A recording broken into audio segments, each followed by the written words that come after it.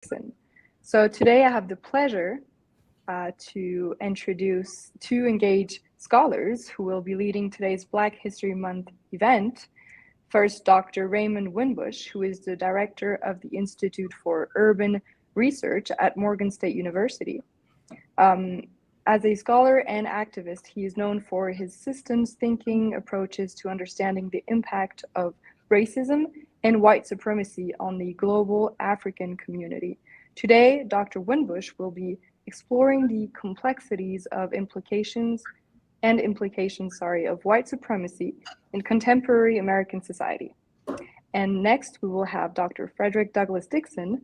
Dr. Dixon is the director of the University of Wyoming Black Studies Center, and he will be part of this conversation as well. I engage our audience to take notes and prepare questions. Thank you. All right.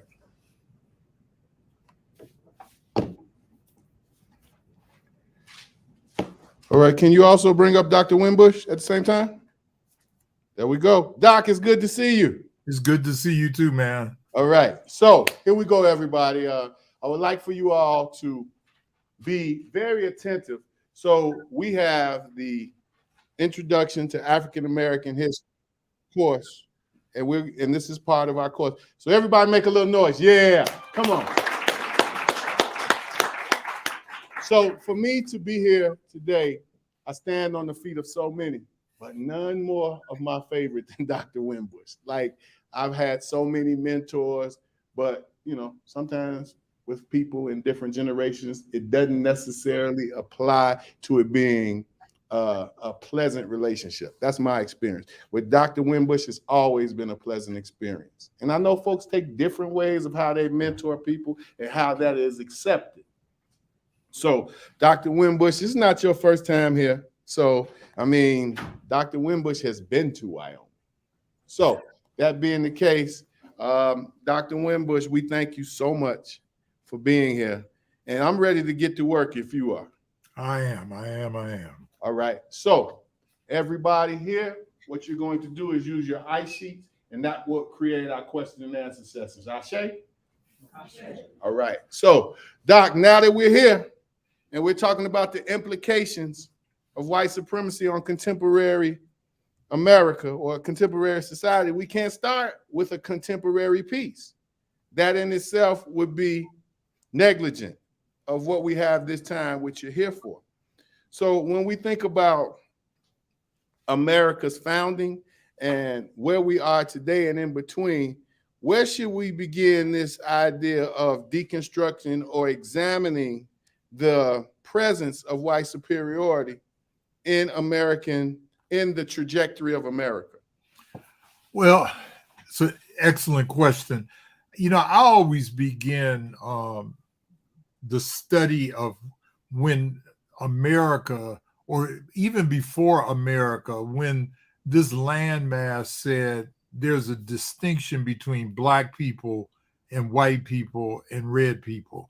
And I would mark that in 1640 with a man by the name that many of us have not heard of called John Punch. He and a white indentured servant escaped from Virginia. One was indentured, one was enslaved. But what happened, they escaped to Maryland, the state that I'm in right now. They were captured about 6 months later, and the white guy was sentenced to an additional year of hard labor. But for the first time, we see a written decree that John Punch was submitted to one entire life. His entire life was then put in slavery. The people that recaptured him said that because he was Black, that he should be doomed to be a servant of men. And that's the first distinction we see in 1640. Keep in mind that if you mark 1620, this is only 20 years after the so-called Mayflower landed and the founding of Jamestown and all of this. And maybe the Mayflower Compact too, Doc? Oh, yeah. How important is that, Doc? Well, the Mayflower contract was for the people who were white, but they were not for the people who were black. Um, Laws have always been written in the United States separately for black and white people. And one of the big dilemmas, of course, was if a child is born of a mixed marriage, a white male and a black woman, should that child be enslaved? And again, in the early part of the founding documents of this landmass, they said that that person should be a slave. So from the very beginning, we see white supremacy emerging in the form of slavery and saying that black people were also inferior to white people. Okay.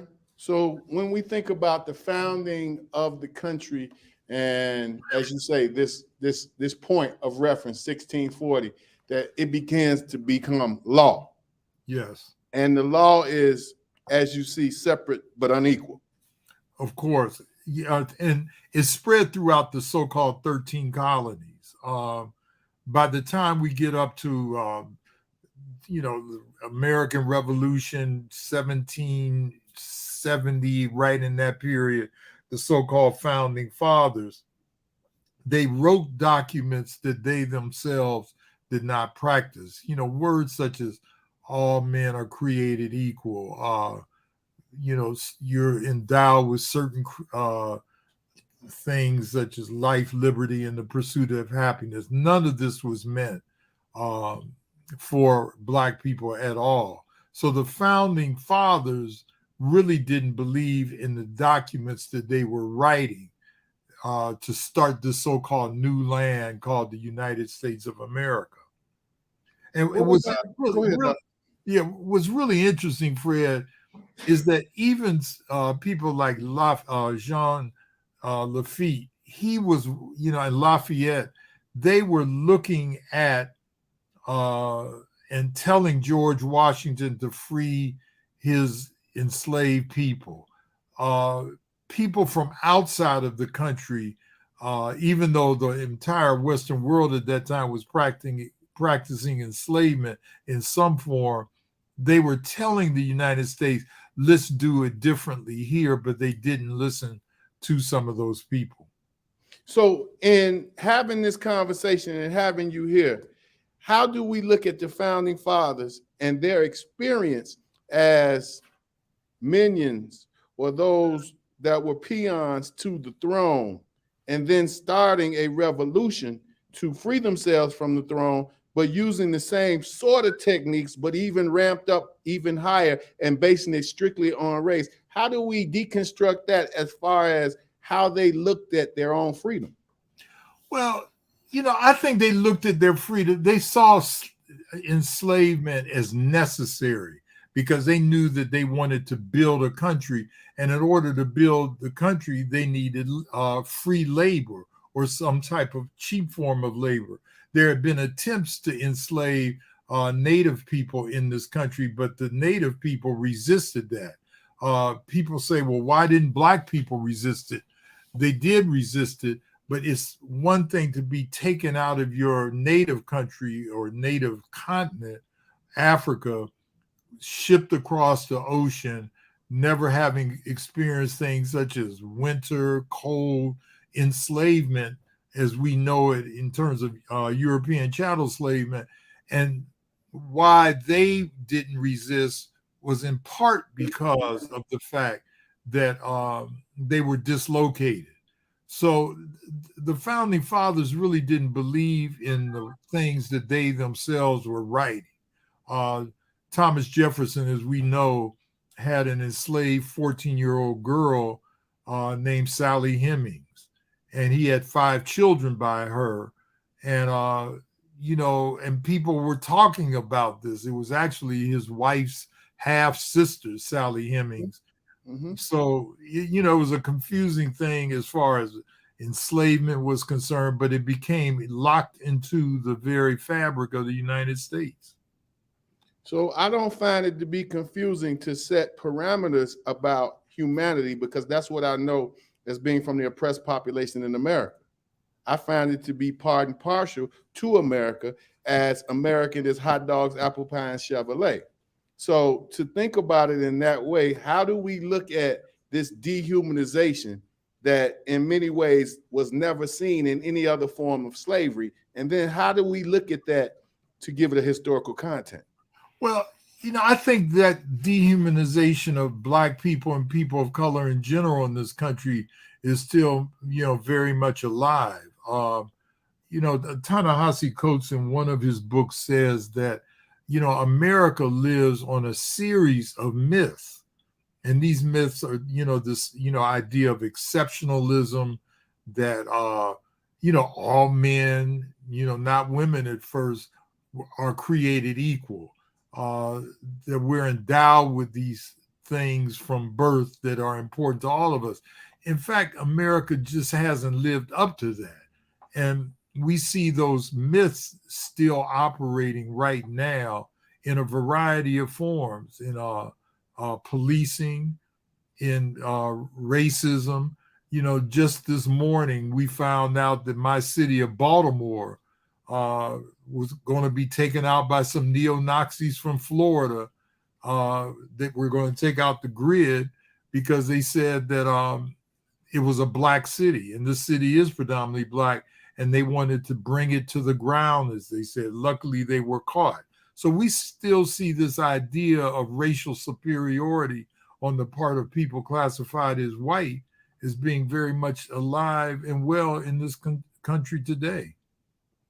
So when we think about that as a standard, as a paradigm of accepted norms, values, behaviors, language, and then we talk about hate speech, how should we evaluate hate speech in the history of America, and what does that look like from its very inception?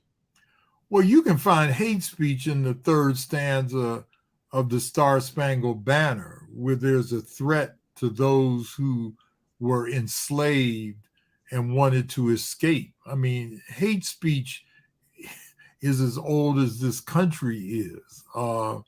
Is written in the Constitution about the 3/5 Amendment, that, the Southern planters wanted their, enslaved people to count only 3/5 of a human being. So hate speech is throughout the United States now and throughout its history.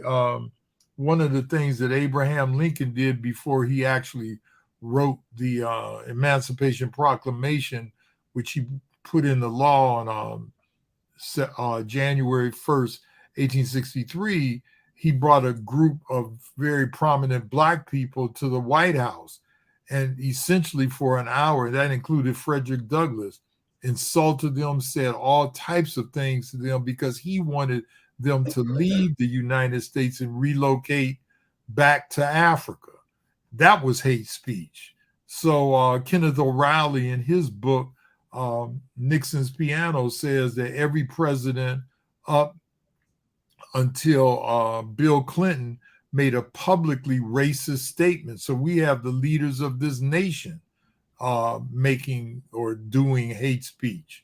I think we all remember what the former president Donald Trump said about African nations, which I won't repeat.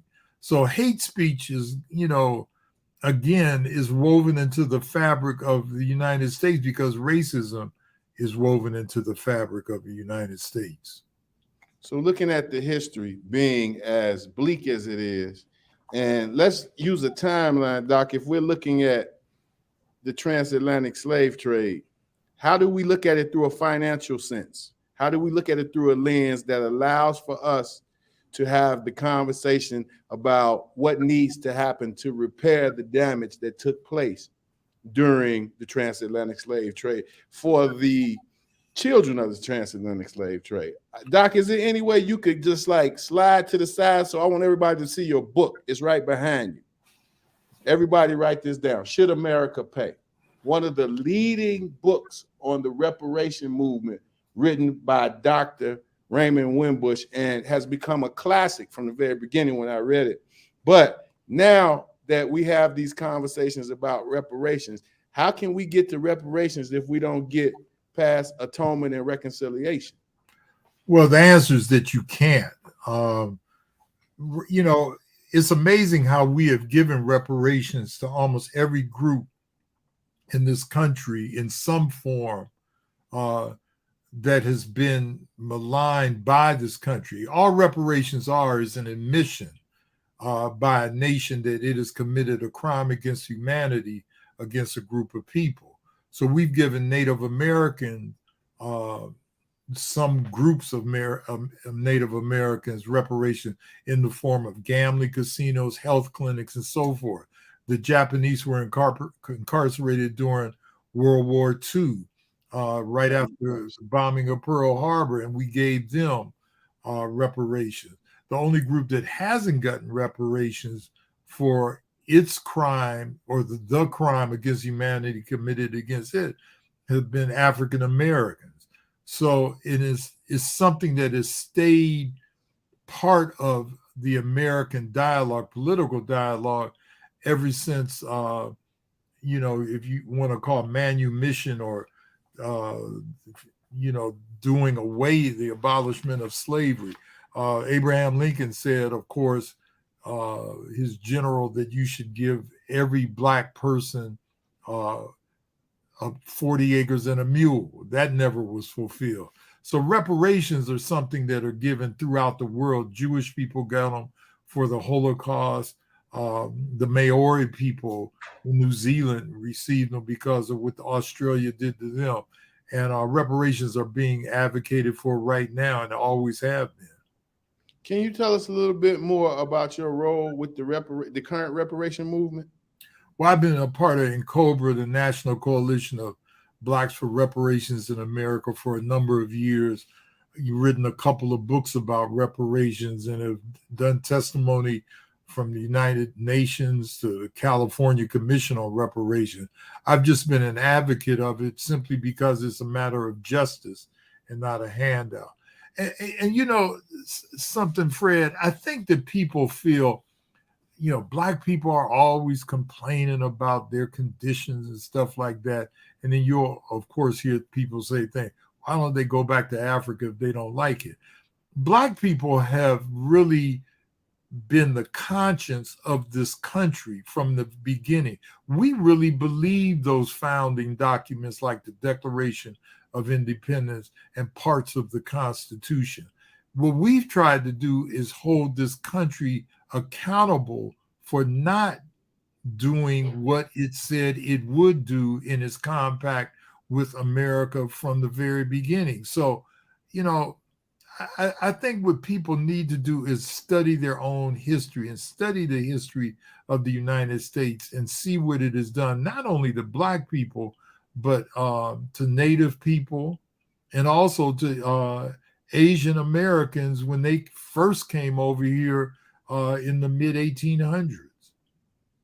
Well, there's also, Dr. Laird, nuances of these things that talk about to become white in America. The Italians, the Irish had to give up certain parts of their particularities to be invited into what we know now as white in America.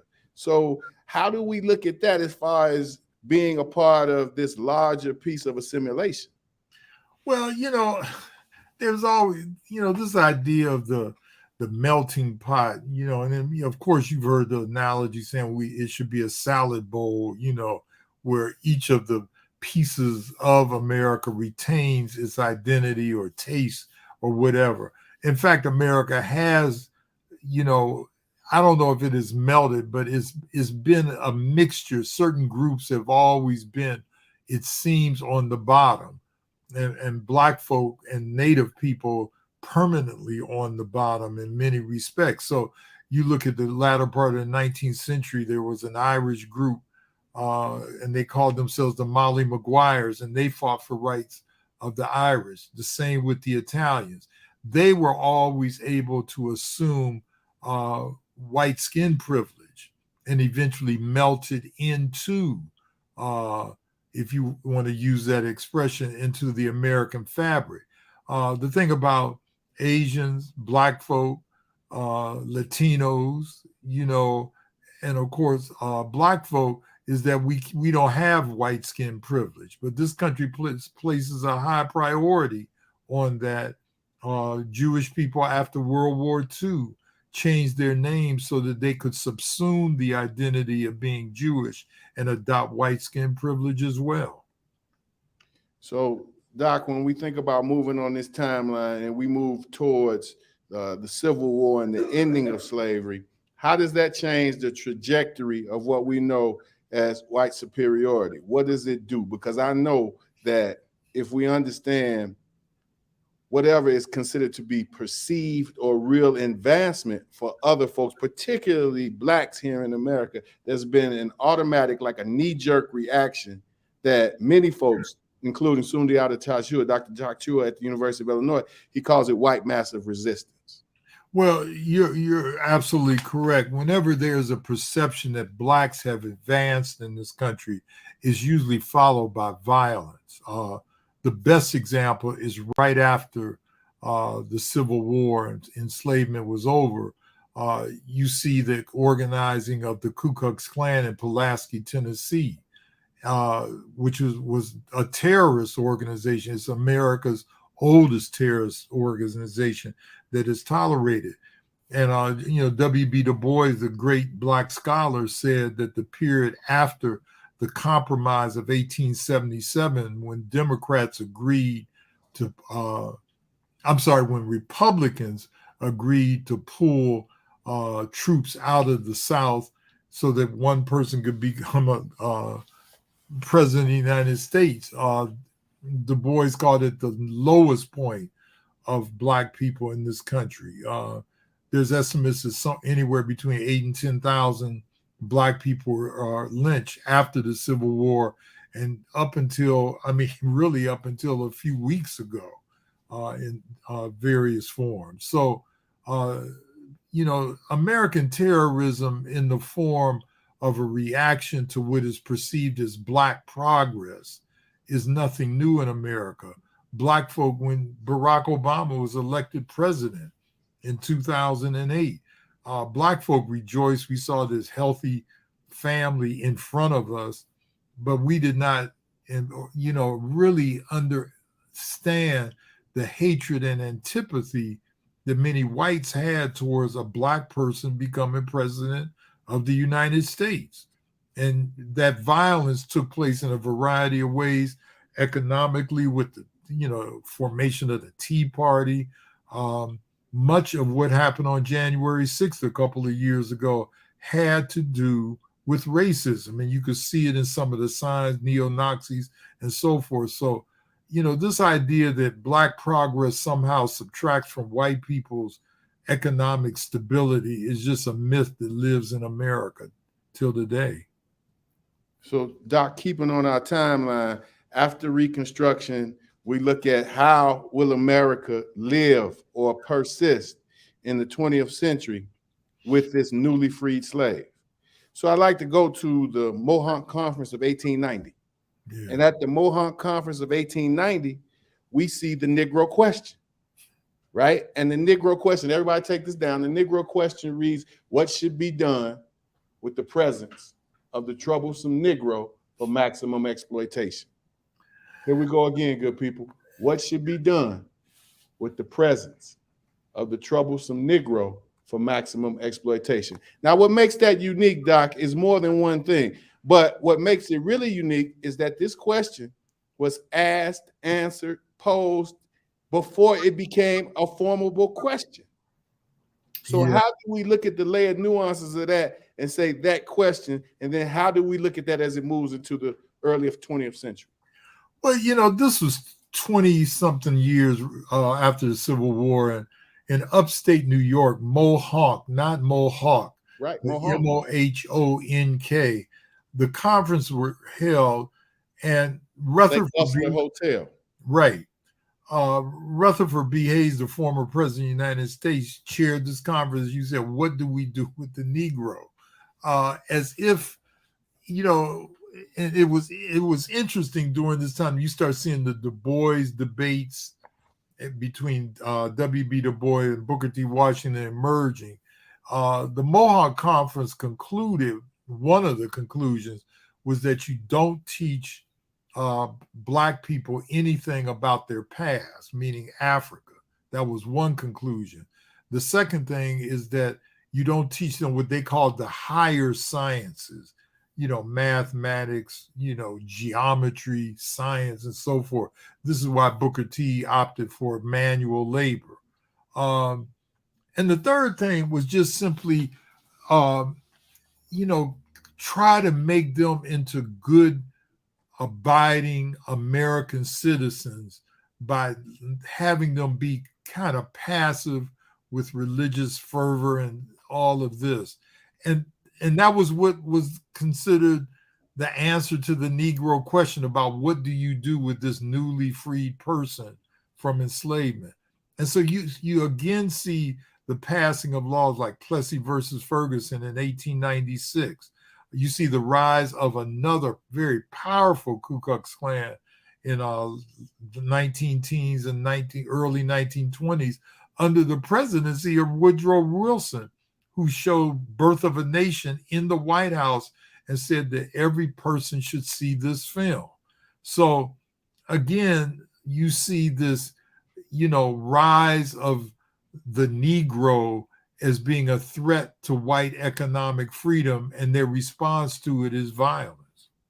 So he also said, Woodrow Wilson, he said it was like history written with lightning. Exactly. So he not only supported it, he said it had empirical evidence. He did. So as we cross into the 20th century, Doc, and we see the rise of the eugenics movement. Yeah. So science begins to enter the fray. What do we think about when we say the Negro question and the eugenics movement? Well, there was an attempt. There's a book called Even the Rat Was White by Robert Guthrie, and how psychology, education, even empirical science tried to prove that the so-called Negro was inferior intellectually. You see the rise of the IQ test at this time. The Stanford Binet intelligence test supposedly measured the intelligence of Black people and showed that they were inferior to white people. So you start seeing, again, the science, the educational system, the segregation that was still enforced from Plessy versus Ferguson rising to suppress and inferiorize the Black person. And again, a lot of this stuff, it's interesting that Governor DeSantis of Florida is right now saying that there's nothing to be gained by studying Black history the way it's being taught, by the College Board. And it sounds very similar, eerily similar to what happened at the Mohawk Conference in the late 1890s.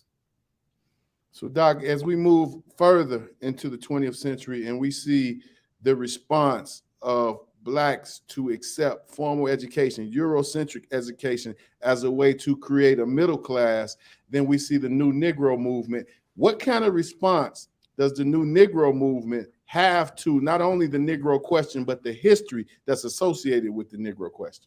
Well, Blacks were, we rebelled against that in a variety of ways through our arts and culture, what was being written.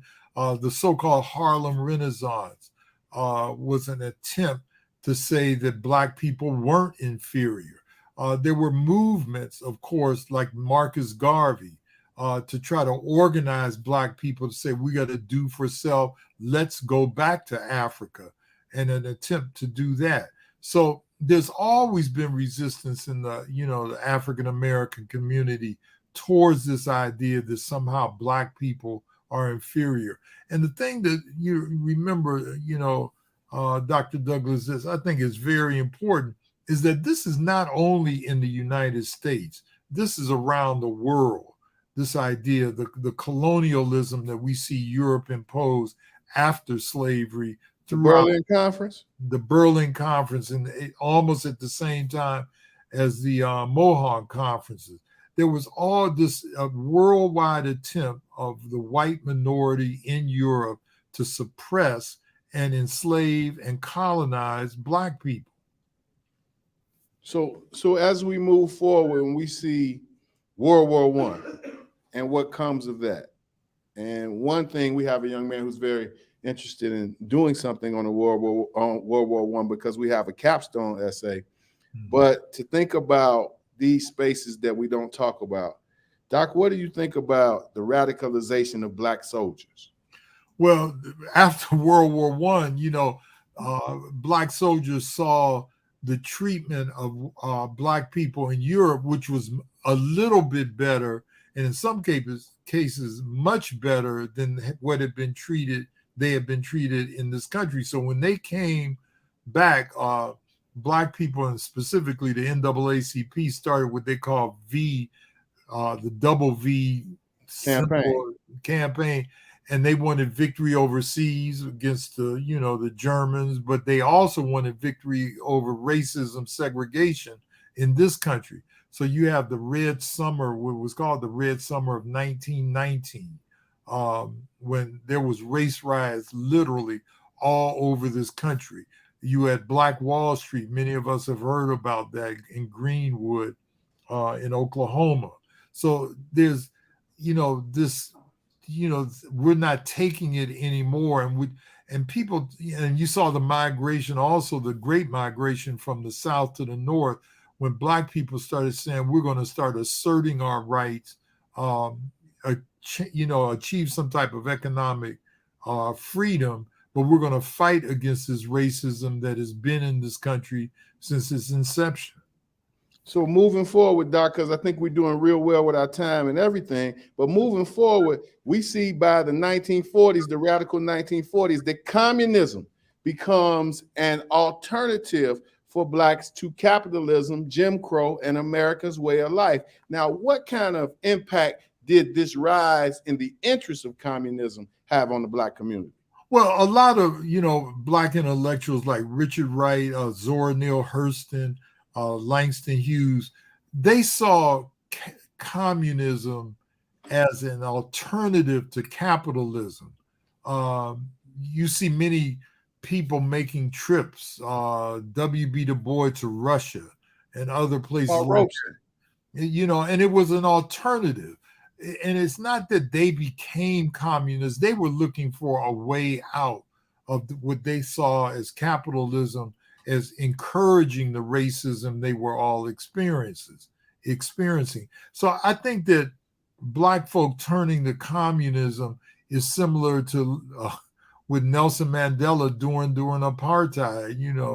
What is it? The enemy of my enemy is my friend.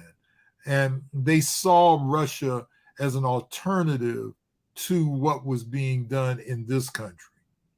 So we move forward, Doc, to what many folks don't understand is perhaps one of the most radical times in American history, the Civil Rights Movement. Yeah. So when we believe that we see this rise in resistance to Jim Crow after over 70 years of Jim Crow legally, how do we put that in context to this majoritarian narrative, Dr. King being this passive dreamer and not a visionary? Well, I would recommend, first of all, I'm rereading Kwame Ture, his other name, Stokely Carmichael's autobiography called Ready for Revolution. And I find it's probably the best book to talk about Dr. King. We should read Dr. King directly. And most people have boiled Dr. King down to 4 words. I have a dream, just like we boiled Malcolm X down to 4 words, by any means necessary. And both of these men were far more than that.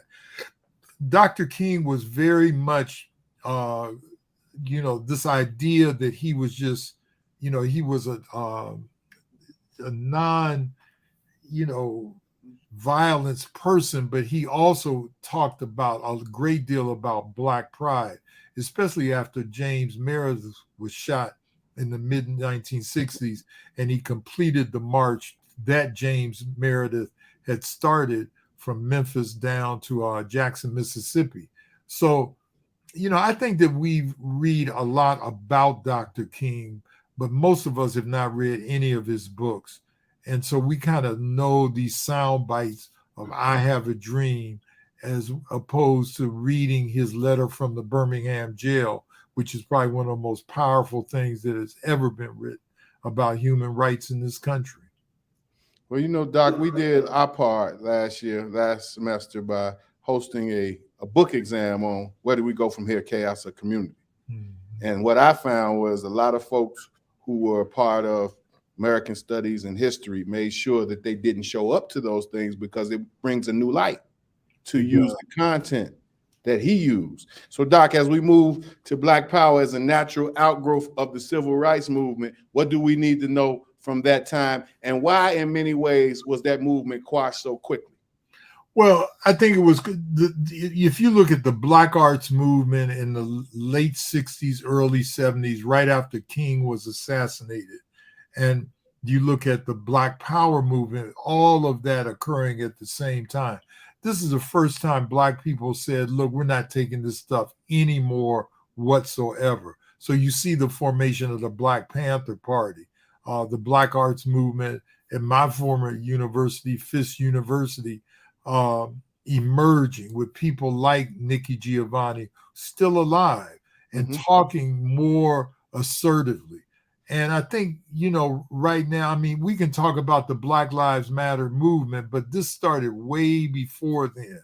And it was a time when Black people said, we're going to expatriate. And a lot of Black folk have left the United States, moving to Africa because they prefer living there than places like this relative to the violence. Is it even fair, Doc, to give a critique of Black Lives Matter at this point?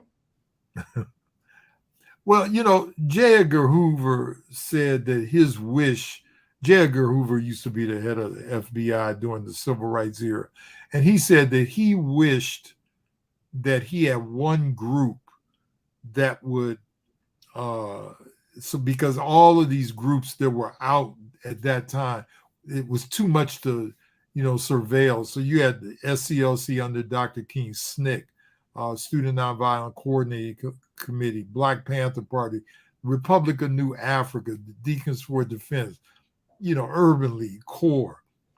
Now everything is Black Lives Matter. You know, and I'm not trying to put it down, but, you know, if you and I got out on whatever the main street is in Wyoming, in your city, Cheyenne.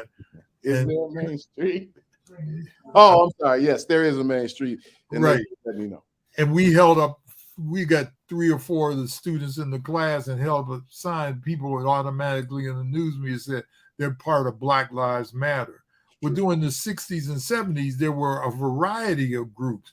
And if I were a white supremacist and somebody who wanted to keep groups in control, I would make sure there was one main group that I could focus on and call everybody who demonstrated against this country for anything. I said I would call them one, you know, a name, and Black Lives Matter might be that. All right. Well, Doc, we're going to go to a couple questions. And, you know, this class is an extended class, so they've hung in, they've done their job. And, you know, one of the things we do is we do try to cut them out as quickly as we can. Can somebody give me one of their thoughts, please, quickly for Doc before he goes? I thought it was interesting what you were talking about in the rise of communism, that the Black people saw communism as an alternative to capitalism. I mean, it makes sense in hearing it, but I don't think that I ever really considered that as a reality. So, Doc, if you could go back over this idea of the rise of communism as an alternative. Yeah, I mean, very quickly, I think that, you know, this idea of the free market that America touted in terms of Black businesses was never a free market for Black folk.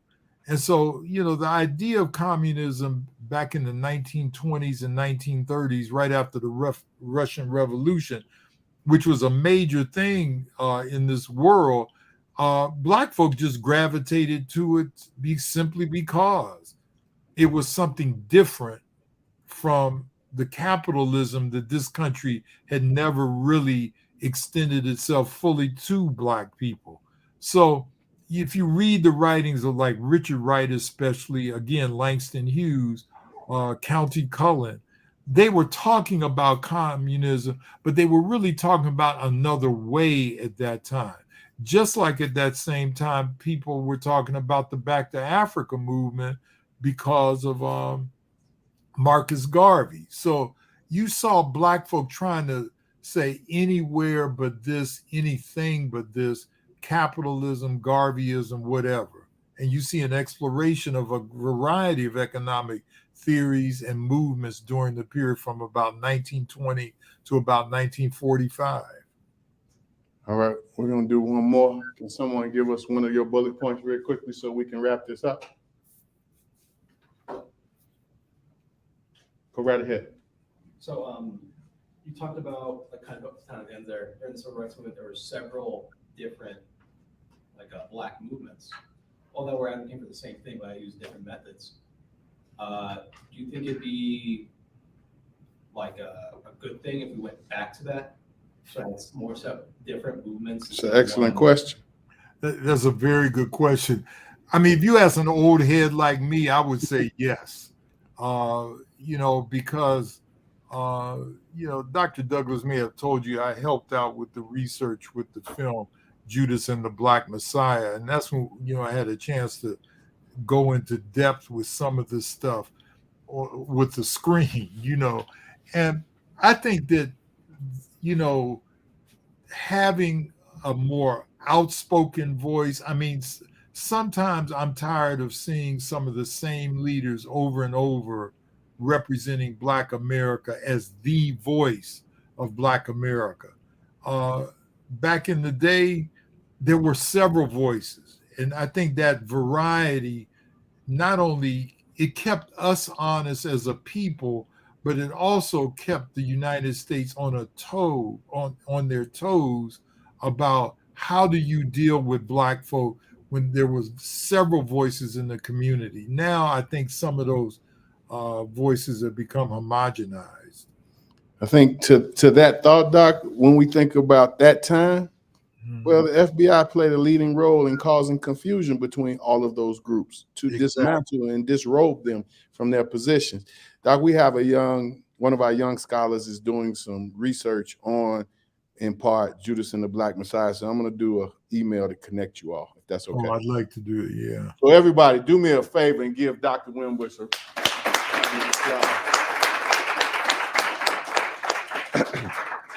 Doc, we appreciate you. You know I do. Absolutely. We'll be in touch, brother. All right. Thank you so much. Okay. Take care. All right. All right. So as we move